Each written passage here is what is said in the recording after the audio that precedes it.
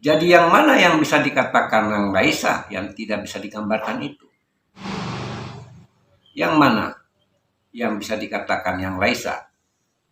Sulit bagi yang belum bertekad untuk memahami pengertian daripada Tuhan yang laisa kamitslihi syai'un itu.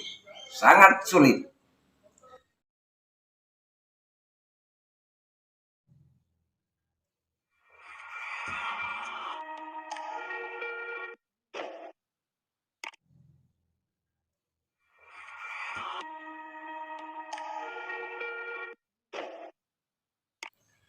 Assalamualaikum warahmatullahi wabarakatuh.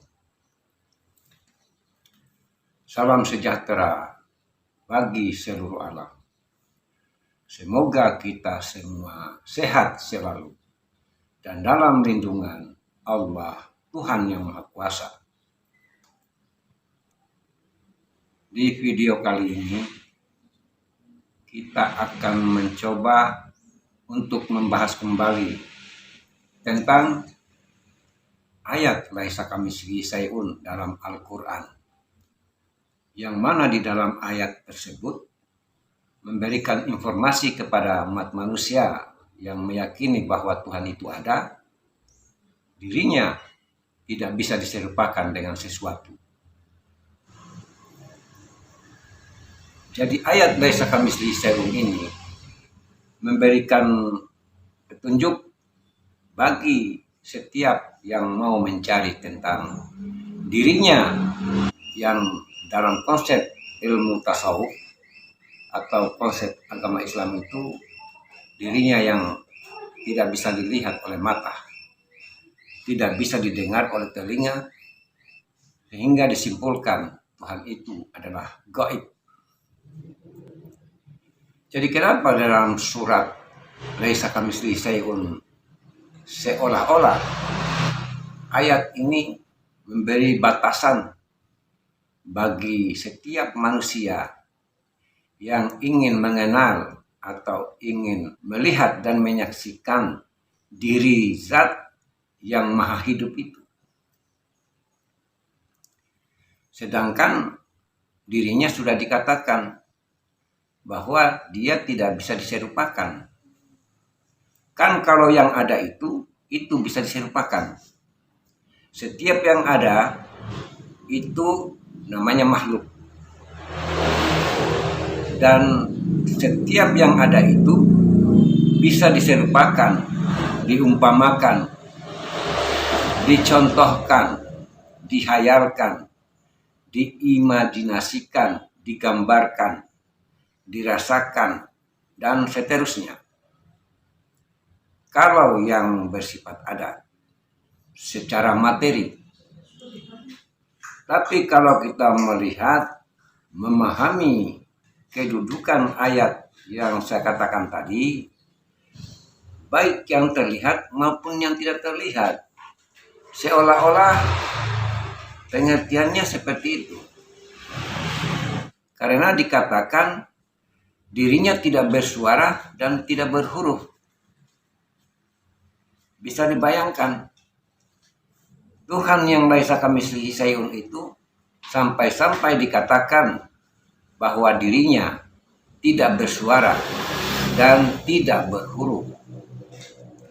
Jadi makna dari tidak bersuara itu adalah sesuatu yang tidak kasat mata, yang tidak bisa dilihat, tidak bisa dipandang.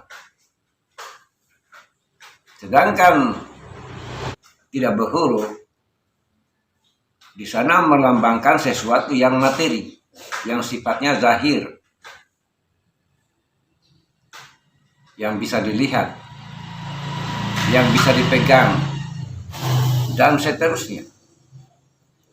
Jadi ayat laisa kamitslihi syai'un ini kalau dipahami baik-baik maknanya, maka bisa disimpulkan bahwa Tuhan itu tidak ada.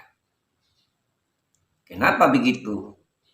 Karena setiap yang ada itu adalah makhluk. Setiap yang ada itu dikatakan sebagai makhluk.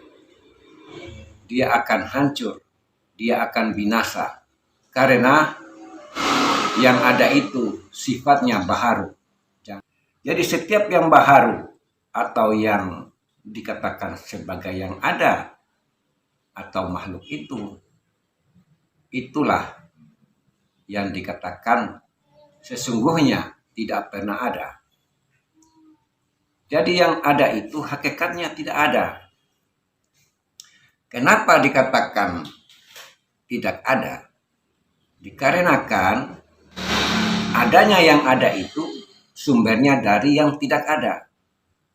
Awalnya tidak ada, kemudian ada, artinya diadakan. Jadi itulah gambaran daripada yang disebut makhluk. Itu tidak bisa diserupakan dengan Tuhan. Jadi yang mana yang bisa dikatakan yang laisa, yang tidak bisa digambarkan itu?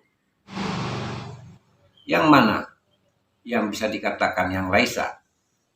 Sulit bagi yang belum berhakikat untuk memahami pengertian daripada Tuhan yang laisa kamitslihi syai'un itu.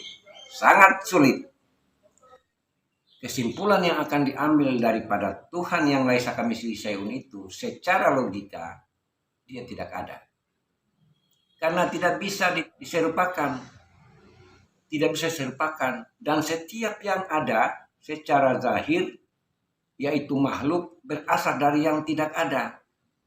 Atau yang kosong itu. Bagi yang sudah makrifat atau yang sudah mencapai kesadaran murni, yang sudah tersadarkan, yang sudah tercerahkan, konsep ketiadaan atau kekosongan itu tidak sulit untuk memahaminya.